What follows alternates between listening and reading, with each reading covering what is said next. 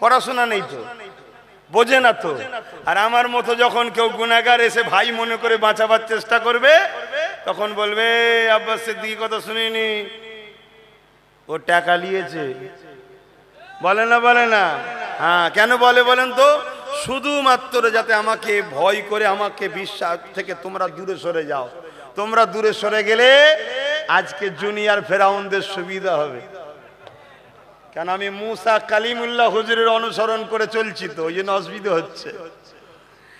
তো যাক, সেদিন ফেরাউন অনেক চেষ্টা করেছিল, কিন্তু সে তার রাজত্ব টিকাতে পেরেছে? জুলুম মিটেছে না মেটেনে?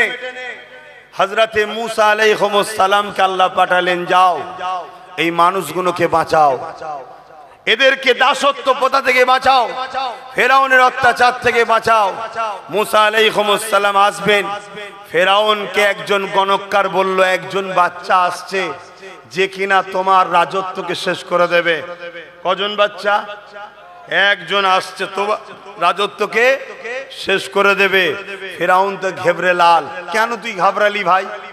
প্রশাসন তোর, মিলিটারি তোর, পুলিশ তোর, ফোর্স তোর, সব তোর, জনগণ তোর, সবাই খোদা বলে মানছে তোকে, মিশরের হুকুমত তোর হাতে, একটা বাচ্চা ছেলেকে ভয় করছিস কেন? কেন? সে জানে আমি সব কিছু আমার হতে পারে, আমি আছি একটা অন্যায়ের পাহাড়ের উপরে বসে।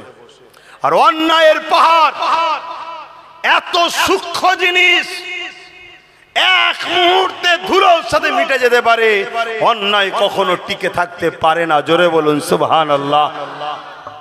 তাই এত বড় সুলতান হওয়ার পরও, রাজা হওয়ার পরও ফেরাউন থরথর করে কাঁপছে। কি করা যাবে? ফেরাউন নিজের গদিকে টিকাবার জন্য কত বড় অন্যায় কাজ করেছিল শোনেন। প্রতিটা বাড়ি বাড়ি দুটো করে ফোর্স দাঁড় করিয়ে দিয়েছে, পুত্র সন্তান হলেই কতল করো। শুনছেন না শোনেন না? পুত্র সন্তান হলেই কতল করো। আজকেরও জুনিয়র ফেরাউন গুলো তাদের রাস্তার যারা বাধা হচ্ছে, হয় মিথ্যা কেসে, গেঁজার কেসে ভরে দাও, আর নাই নারী কেলেঙ্কারিতে ভরে দাও, আর নাই মেরে দাও, নাই কিনে লাও, এইসব করে বেড়াচ্ছে। করছো না? করেন? হ্যাঁ, মিলিয়ে একটু মিলাবেন। আমরা অনেকে মনে করি কারবালা শুধু একবার হয়েছে। এইসব মেসেজ আমাদের মধ্যে ঢুকানো হয়নি। আমাদেরকে শুধু বলেছে মসজিদে যা, নামাজ পড়, আর আল্লাহ আল্লাহ কর, আল্লাহ আল্লাহ কর। এটা আল্লাহ বলেছে? হ্যাঁ, এটা আল্লাহ বলেছে? আমার নবী 621 মেরাজে গেছে, সেখান থেকে নামাজ রোজা এনেছে, 610-এ নবুয়তের কাজ শুরু করেছে। তাহলে 11 বছর নবী কি করেছে? 11 বছর পৃথিবীর প্রত্যেকটা জালিম শাসককে নবী চিঠি করেছে, জুলুম বন্ধ করো, নারী দখলে জ্যান্ত পুতা বন্ধ করো, নারী ভোগ বন্ধ করো, নেশা বন্ধ করো, অত্যাচার বন্ধ করো। যদি না করো, আমি মুহাম্মাদের মোকাবেলায় তৈরি হও। রাসূলুল্লাহ 11 বছর প্রত্যেকটা জালিমের বিরুদ্ধে লড়াই করেছে, সন্ত্রাস মুক্ত সমাজ করেছে, বিধবাদের সম্মান দিয়েছে, এতিমদের ঘরে ইজ্জত দিয়েছে, নারী হত্যা বন্ধ করেছে। এক কথা, এই সমাজে যত অন্যায় ছিল মুহাম্মদ রাসূল 11 বছর ধরে তিনি বন্ধ করে সমাজকে অন্যায় মুক্ত সমাজ করেছে। জোরে বলুন সুবহানাল্লাহ। যখন সমাজ অন্যায় মুক্ত হয়ে গেছে, মহান সৃষ্টিকর্তা মুহাম্মদ সাল্লাল্লাহু আলাইহি ওয়াসাল্লাম তিনি মেসেঞ্জার, তিনি শুধু মুসলমানদের নয়, তিনি মানুষের জন্য এসেছে। তাই তিনি সমস্ত ধর্মের গরিবের কথা বলেছে, সবাইকে খানা দিবার কথা বলেছে, সবাইকে ভালোবাসার কথা বলেছে। তখন সৃষ্টিকর্তা তিনাকে ডাকলেন, আপনি আসুন। তিনি গেলেন, তিনাকে বললেন, এই পরিষ্কার জমিনে এবার নামাজের চাষ করুন, যাতে করে ওদের শরীর ভালো থাকে, রোজার চাষ করুন, যাতে করে ওদের পেট ভালো থাকে, সুস্থ শরীর হয়। রোজা তো একটা আপডেটের নাই, যেমন মোবাইলে ভাইরাস ঢুকে গেলে আপডেট মারলেই মোবাইল ক্লিয়ার হয়। 11 বছরের খাবার আপডেট, 1 মাস রোজা মারুন, দেখবেন পুরো শরীর 11 মাসের জন্য আবার নতুন ফিরে পাওয়া যায়। জোরে বলুন সুবহানাল্লাহ, আরো জোরে বলুন। তাহলে আমার নবী প্রথম কি করেছে? অন্যায়কে মিটিয়েছে না মিটাইনি? আর আমি আব্বাস সিদ্দিকী সেই নবীর গোলাম সেজে বাবারা বাবারা সব ঠিক আছে, সব ঠিক আছে, সব ঠিক আছে করে বেড়াচ্ছি না? আর যখন একটু আমি বলবো এখানে এসে অন্যায়ের বিরুদ্ধে, তখন আমার পিছনে ভাড়াটিয়া বক্তা লাগানো হবে, মৌলভী সাহেব লাগানো হবে, হুজুর লাগানো হবে। আর কি জলসা নেই? এসব কথা কেন বলতে হবে? কেন? কি এমন অসুবিধা হচ্ছে? কার অসুবিধা হচ্ছে? না, যেখান থেকে ভাড়া পাই তাদের অসুবিধা হচ্ছে, তো তাই তোমার বিরুদ্ধে একটু বলতে হচ্ছে। এই কথা বুঝছেন না? বুঝুন, খুব ভালো করে বুঝুন, না হয় ধ্বংস হয়ে যাবেন। আর শুধু দুনিয়ায় ধ্বংস নয়, আখেরাতেও ধ্বংস হবেন। কেন? আপনারা এই জমিনে আল্লাহর প্রতিনিধিত্ব করতে এসেছেন, অর্থাৎ আল্লাহ আপনাকে প্রতিনিধি করে পাঠিয়েছে, খলিফা করে পাঠিয়েছে, আল্লাহর আপনাদের ঘরে নেতৃত্ব দিয়ে পাঠিয়েছে। এই জমিনে অন্যায়কে মেটাতে হবে, ন্যায়কে প্রতিষ্ঠিত করতে হবে। এই জমিনের ক্ষুধার্ত মানুষের মুখে খাবার দিতে হবে, বিধবাকে আশ্রয় দিতে হবে, এতিমের অধিকার দিতে হবে, মা বাপকে সম্মান করতে হবে, মজলুমের পাশে দাঁড়াতে হবে, জালিমের বিরুদ্ধে লড়তে হবে।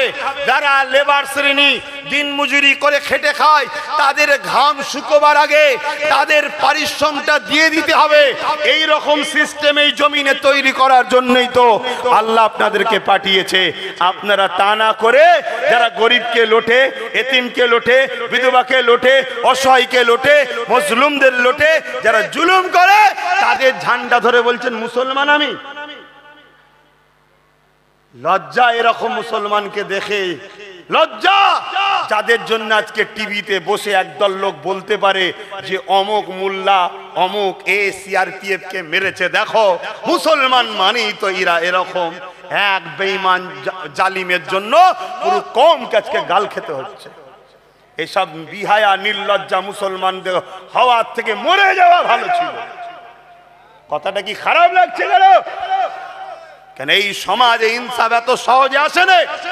আমার নবীকে এই গরিবের পক্ষে কথা বলার জন্য রাসূলুল্লাহকে মাসকে মাস পাহাড়ে গিয়ে গাছের পাতা ফলমূল খেয়ে জীবন ধারণ করতে হয়েছে।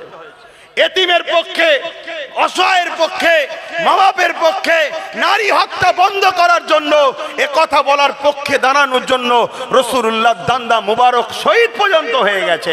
রাসূলুল্লাহকে ঘর ছাড়া হতে হয়েছে, তারপরে পৃথিবীতে ইনসাফ পেয়েছে। ১৫০০ বছর আগের ইতিহাস খোলো।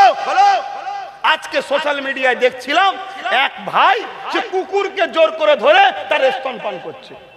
দেখেছেন আপনারা? দেখেছেন? মানুষ কোথায় যাচ্ছে বুঝতে পারছেন? এবারে মানুষের অত্যাচারে পশুগুলো নিরাপদ নয়, মানুষের অত্যাচারে অবলা পশুগুলো আজকে বিরক্ত বোধ করছে। এদের বদদুয়া হবে না? এই পৃথিবী কি শুধু মানুষ বাঁচবে?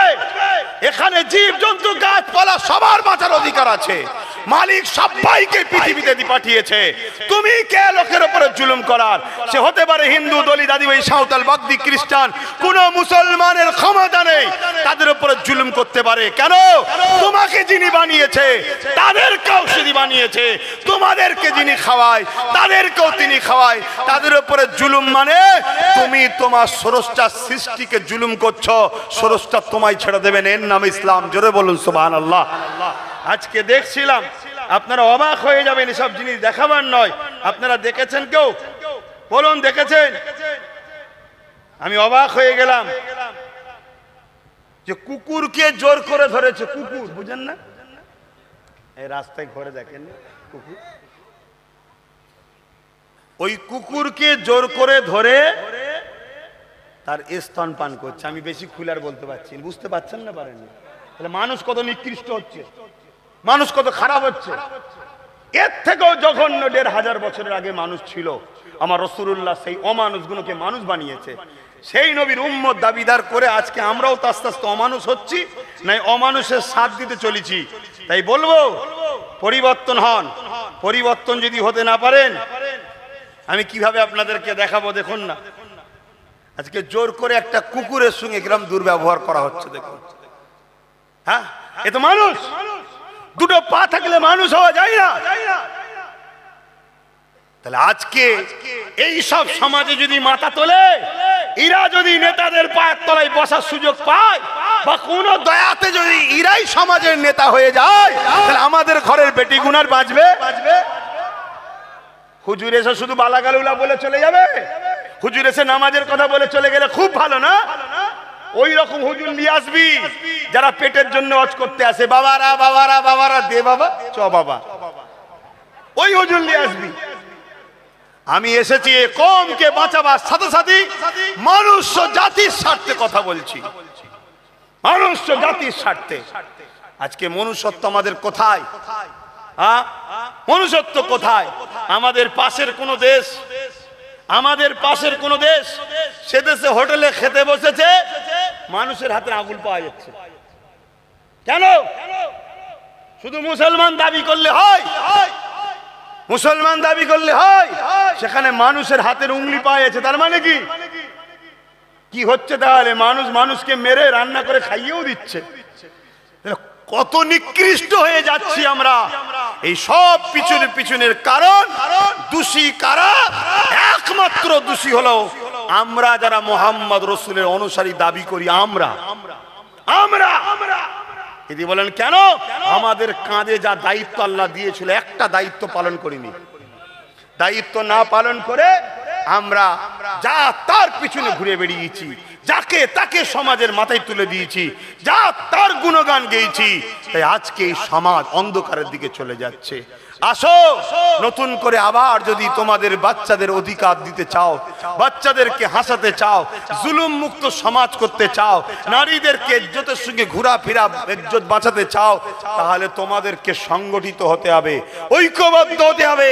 ইনসাফের ঝান্ডা তোলার জন্য একজন কুরাইশ বংশের বাচ্চার নেতৃত্ব মেনে তার পিছনে তোমাদেরকে দাঁড়াতে হবে। সেই নেতৃত্বটা যদি আমি দিই, আপনাদের আপত্তি আছে? জোরে বলুন, আপত্তি আছে? কারা আমার নেতৃত্ব মেনে নিতে রাজি আছেন? হাত তুলে সাক্ষী দেন। কারা পারবেন? লম্বা হাত তুলুন। লোক দেখানো কি লাভ নেই? পারবেন? হাত নামান যারা হাত তুলেছেন। আলহামদুলিল্লাহ, আলহামদুলিল্লাহ। জিরো থেকেই শুরু হয়। অনেক দূর পর্যন্ত পৌঁছাতে গেলে হয়তো অনেক বাধা আসে, অনেক পাহাড় আসে, অনেক সাগর আসে, কিন্তু তোমার লক্ষ্য যদি সঠিক থাকে, সমস্ত বাধাকে অতিক্রম করে তুমি গন্তব্য স্থানে অবশ্যই পৌঁছাবে। জোরে বলুন সুবহানাল্লাহ। আরে আমরাই তো সেই মানুষ। আমরা সাগরের বীজখানে কলম তুলে উহার ব্রিজ তৈরি করি। আমরাই তো সেই মানুষ। বিশাল পাহাড়কে কেটে সুড়ঙ্গর পথ তৈরি করি। আমরাই তো সেই মানুষ। পারবো না? পারবো না? হ্যাঁ, পারবো না? পারবো না? তাই আসো, আমার রাসূল পাক সাল্লাল্লাহু আলাইহি সাল্লামের দেখানো রাস্তায় চলো। আল্লাহ নবী বসে আছে, এক ইহুদি আসলো, নবী পাককে জিজ্ঞেস করলো, মোহাম্মদ, ইসলামের সব থেকে ভালো কাজ কি? আল্লাহ নবী বললেন, ক্ষুধার্তকে খানা খাওয়ানো। জোরে বলুন সুবহানাল্লাহ। আজ থেকে প্রতিজ্ঞা নেন, ক্ষুধার্তদের পাশে দাঁড়ান। পকেটে যদি থাকে দিন, পকেটে যদি না থাকে, ক্ষুধার্তদের সম্পদ লুট হচ্ছে, সবাই মিলে চলুন এই সম্পদকে দখল করি, ক্ষুধার্তদের মুখে তুলে দিই। রাজি আছেন না? নাই? জোরে বলুন, আছেন না? নাই? আমার কথা বুঝতে পারছেন না? হ্যাঁ, চলো। আর যদি বলো যে না, খোদার মতো বুঝে নেবে খনি, শোনো, মানুষের উপরে একটা হক আছে, হক আছে। আমি মানুষ, তুমি মানুষ, তোমার সঙ্গে আমার রক্তের পরিচয় নেই তো কি হয়েছে, কিন্তু মনুষ্যত্ব হিসাবে তুমিও মানুষ, আমিও মানুষ, একে অপরের একটা হক আছে। মুসলিম নয় তো কি হয়েছে, মানুষ তো। সেই মানুষ হিসেবে মানুষের একটা হক আছে। সেই হকটা কি? যদি কোনো মানুষ বিপদে পড়ে, তার পাশে দাঁড়িয়ে তাকে বিপদ মুক্ত করো, এটা হচ্ছে হক।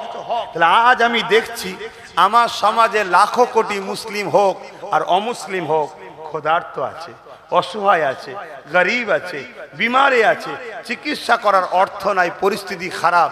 তাদের পাশে দাঁড়িয়ে তাদের হক যেটা আছে তাদেরকে উদ্ধার করা, এটা আমার দায়িত্ব। যদি আমি নিজেও গরিব হই, দেওয়া সম্ভব নয়, তাহলে উচিত হবে আমাদেরকে সংগঠিত হয়ে সেই গরিব মানুষটা, গরিব তার কেউ মায়ের পেট থেকে হয়ে আসে না, কেউ মায়ের পেট থেকে গরিব হয় নাকি? তাকে বড় প্ল্যান করে দুনিয়ার একদল লোক তাকে লুটে গরিব বানিয়ে দেয় এবং তার গাফলতির জন্য সে গরিব হয়। তার পাশে দাঁড়িয়ে তার জিনিসটা তাকে পৌঁছে দিবার অঙ্গীকারবদ্ধ আমরা হই। যদি হতে পারি, মনে রাখবেন মহান সৃষ্টিকর্তা আপনার উপরে খুশি হবে। জোরে বলুন সুবহানাল্লাহ। কেন আল্লাহ নবী বললেন, লা ইয়ারহামুল্লাহু মান লা ইয়ারহামুন নাস, যে মানুষের উপরে দয়া করে না, মহান সৃষ্টিকর্তার দয়া সে পাবে না। কি বললাম? যে মানুষের উপরে দয়া করে না, মহান সৃষ্টিকর্তার দয়া সে পাবে না। এখানে মুসলমান বলা হয়েছে না মানুষ? জোরে বলেন, মানুষ। মানুষের উপরে যে দয়া করে না, সে মহান সৃষ্টিকর্তার দয়া পাবে না। আপনাদের অসুবিধা হচ্ছে? দয়া পাবে না। তাহলে মানুষের উপরে দয়া করতে হবে। কথা বুঝলেন? হ্যাঁ, আল্লাহ পাক কিয়ামতের দিন যখন হিসাব করবে, একটা যুবককে উঠাবে, একটা যুবককে উঠিয়ে সেই যুবককে জিজ্ঞেস করবে তুমি হিসাব দাও। যুবকটা বলবে আল্লাহ আপনি আমার কাছে হিসাব চাইছেন, আমি তো দুনিয়ায় কিছু ভালো কাজ করিনি, কি করে হিসাব দেবো, সব তো গুনাহ করেছি। আল্লাহ বলবেন লা তাখনাতু মির রাহমাতিল্লাহ, তোমরা আমার রহমত থেকে নিরাশ হও না, দেখাও তোমার হিসাব। সত্যি মানুষটা শুধু ভুল করেছে, একটা ভালো কাজ পাওয়া গেছে, একটা ভালো কাজ। সেই একটা ভালো কাজে আল্লাহ পাক তাকে উপরে খুশি হয়ে যে তাকে জান্নাত দেবে। জোরে বলুন সুবহানাল্লাহ। কি ভালো কাজ? প্রচন্ড গরমের সময় একটা পশু রোদে বাঁধা ছিল, মালিক থেকে ছায় বেঁধেছে, সূর্য ঘুরে গেছে, ছায়া চলে গেছে, রোদের পানির পিপাসাতে জীব বাহির হয়ে গেছে। এই যুবকটার দেখে মায়া হয়েছে, সে নিয়ে গিয়ে পানি পান করিয়েছে। আল্লাহ পাকের দেখে বড় ভালো লেগেছে এই কাজ। আল্লাহ বলছে বান্দা তুই আমার দয়ালি, আমার সৃষ্টির উপরে দয়া করেছিস, যা আমি আল্লাহ তোর উপরে দয়া করে আজকে জান্নাত দিয়ে দিলাম। জোরে বলুন সুবহানাল্লাহ। আজ যদি আমরা অঙ্গীকারবদ্ধ হই, মুসলিম হোক, হিন্দু হোক, আদিবাসী হোক, সাঁওতাল হোক, বাগদি হোক, মানুষ হলো সর্বশ্রেষ্ঠ মখলুক আল্লাহর। সেই মানুষ জাতি ক্ষুধার্ত আছে, বিপদে আছে, অসহায় আছে, তাদেরকে বিপদ মুক্ত করব, তাদের ক্ষুধার্ত নিবারণ করব। করার জন্য যে প্রসেসিং করা দরকার, সেই প্রসেসিং এ আপনারা আগিয়ে যদি সত্যি মানুষের সেবা করান, তাহলে কিয়ামতের দিন মহান রব্বুল আলামিনের পক্ষ থেকে আপনারা অনেক বড় পুরস্কৃত পাবেন। জোরে বলুন সুবহানাল্লাহ, আরো জোরে বলুন সুবহানাল্লাহ। আর কেউ যদি মনে করে যে না আমি ক্ষমতার আসনে বসে মানুষকে লুটবো, জুলুম করব, তা মনে রাখবেন মৃত্যু থেকে কেউ রেহাই পাবে না। আজ নাই কাল, কাল নাই পরশু তোমার বিচার হবে। এই বাংলাতেই তো দেখলাম রে বাবা, কত বড় বড় সব বাঘ টাক সব কি সব বলে, দেখছেন না? হ্যাঁ, আরে এই জঙ্গলের বাঘের কথা বলছি না, অরিজিনাল বাঘ তেদের ঘরে পেলে একদম হাড় ফাড় সব সমেত খাবে, কেন গরিবের ঝেড়ে খেয়েছে তো, ওটা বলছি না, 2 নম্বর গুণের কথা বলছি। দেখলাম তো 10 বছর 12 বছর যেতে না যেতে সব সাইজ হয়ে যাচ্ছে। অতএব এগুলো দেখে শিক্ষা নেন, খবরদার মানুষের উপরে জুলুম করবেন না, মানুষকে প্রেম দেন, ভালোবাসা দেন, পিয়ার করুন, মনুষ্যত্ব দেখান, বন্ধুত্ব করুন। সে জাতি ধর্ম বর্ণ নির্বিশেষে কেউ যদি তোমার কাছে আসে, তাকে তুমি ভালোবাসা দাও, তাকে সহযোগিতা করো, তাকে তুমি সাথে লাও, আমার আল্লাহ তোমার উপরে খুশি হবে। জোরে বলুন সুবহানাল্লাহ। এই যা কিছু কথা বললাম, এগুলো কি ইসলাম না ইসলামের বাইরে বললাম? জোরে বলুন। তাহলে সব বিষয়ের আলোচনা শোনেন, এই বিষয়ের আলোচনা দরকার আছে না নাই? কিন্তু এই আলোচনাতে তো কিছু লোকের সমস্যা হয়। কি গো, সমস্যা হয় না? হয় না? কিন্তু আজকের দিনে আমার মনে হয় প্রতিটা মসজিদে, প্রতিটা মহল্লায়, প্রতিটা জলসায় এই আলোচনা বেশি করে করা দরকার। কেন? আল্লাহর শ্রেষ্ঠ সৃষ্টির উপরে জুলুম হচ্ছে। সমাজে 2 থেকে 3% লোক শোষণ করছে, বাকি 97 বা 98% আল্লাহর শ্রেষ্ঠ সৃষ্টি মানুষ আজকে বিপদে পড়ে আছে। এই সমাজে লাখো বাড়ি আমি দেখিয়ে দেবো, যার বাড়ি হয়তো 5 জন সদস্য আছে, ইনকাম করে একজন, এই একজনকে মিথ্যা গ্যাজার কেসে ভরে দেওয়া হয়েছে, বাকি 5 জন পরিবার না খেতে পেয়ে এমনি মারা যাচ্ছে, বা বাধ্য হয়ে নোংরা কাজে নারীরা নেমে যাচ্ছে। এই সমাজে ঘটে না? ঘটে না? এই সমাজের কারো কারো বাড়িতে আমি দেখিয়ে দেবো, একটা সদস্য ইনকাম করে, পেটের জ্বালায় অন্য রাজ্যে চলে গেছে, সেখানে বলল তোমার অমুক দেশের সঙ্গে হাত আছে, চলো, তুলে নিয়ে গেল। 12 বছর পর বলছে ভাই আমাদের তুলা ভুল হয়েছে, সন্দেহ করা হয়েছিল, এ নির্দোষ, কিন্তু 12 বছর ধরে তার উপরে টর্চার হয়েছে। 12 বছর ওই পরিবারের 5 জন ক্ষুধার্ত লোকের দুয়ারে হাত পেতে কাটিয়েছে। তার ঘরে যদি বেটি থাকে, সেই বেটির উপরে খারাপ ব্যবহার, শরীরকে শোষণ পর্যন্ত করা হয়েছে। এটা কি অন্যায় নয়? হ্যাঁ, কথা বলেন, অন্যায় নয়? ইসলাম কার নাম? অন্যায়কে মিটাবার নাম ইসলাম। তুমি কোন ইসলামের আওয়াজ আমায় শোনাচ্ছ? এটাই তো ইসলাম। অন্যায়কে মিটাও, ন্যায়কে প্রতিষ্ঠিত করো। আল্লাহ নবীর শেষ একটা হাদিস শুনে যান। নবী পাক বললেন, অন্যায় দেখলো, হাত দিয়ে যে রুখতে পারলো না, তার মধ্যে ঈমান নাই। দ্বিতীয় অপশন রাসূল দিলেন, যদি হাত দিয়ে রুখতে নাও পারো, কমসে কম মুখ দিয়ে প্রতিবাদ করো।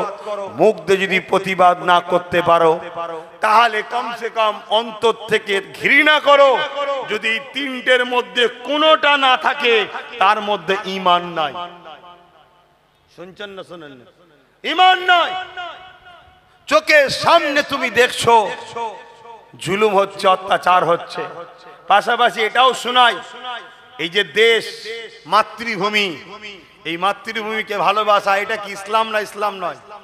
আপনারা জানেন নিজের মাতৃভূমিকে ভালোবাসা এত নেকি হয়, জোরে বলুন সুবহানাল্লাহ। এবং আমার রাসূলুল্লাহ সুন্নাহ, এটা নবী নিজের মাতৃভূমিকে ভালোবেসেছে। আমাদের মাতৃভূমির নাম কি? জোরে বলুন। ভারতবর্ষ। কি? ভারতবর্ষ। অনেক ভাষাতে ডাকা হয়, হিন্দুস্তানও বলা হয়, ইন্ডিয়াও বলা হয়। কথা বোঝা যাচ্ছে? ভারতবর্ষ এটা হলো আমাদের মাতৃভূমি। রাসূলুল্লাহর মাতৃভূমি মক্কা, আরব নয়, মক্কা। আমার মাতৃভূমি হলো ভারতবর্ষ। রাসূলুল্লাহ তিনার মাতৃভূমির জন্য কেঁদেছে, মাতৃভূমির নিরাপদের কথা ভেবেছে, মাতৃভূমি কি সার্বভৌমত্বকে উন্নতির কথা, নিরাপদের কথা ভেবেছে। আমরা নবীর উম্মত, আমাদের মাতৃভূমি ভারত। আজকে এই দেশ যদি ধ্বংসের দিকে যায়, এই দেশ যদি লুটা হয়, এদেশকে যদি শেষ করে দিবার প্ল্যান চলে, এদেশকে যদি আবার সেই ব্যবসায়ীদের হাতে গোলাম বানানো হয়, আমি যদি ইসলামের একজন আলোচক হিসাবে দেশের পক্ষে মানুষকে বুঝাই, তখন আমার কওমের লোকই বলবে যে সব কথা বলার কি দরকার? কথা বুঝছেন না? বোঝেন না? বড় দুঃখ তো এটাই যে আমরা ইসলামকে কুক্ষিগত করে ফেলেছি। ইসলাম কুক্ষিগত নয়, ইসলাম একটা কমপ্লিট জীবন ব্যবস্থার নাম। জোরে বলুন সুবহানাল্লাহ। তাহলে অন্যায় দেখলে হাত দিয়ে রাখো, হাতে ক্ষমতা নেই, মুখ দিয়ে রাখো, মুখে ক্ষমতা নেই, ঘৃণা করো।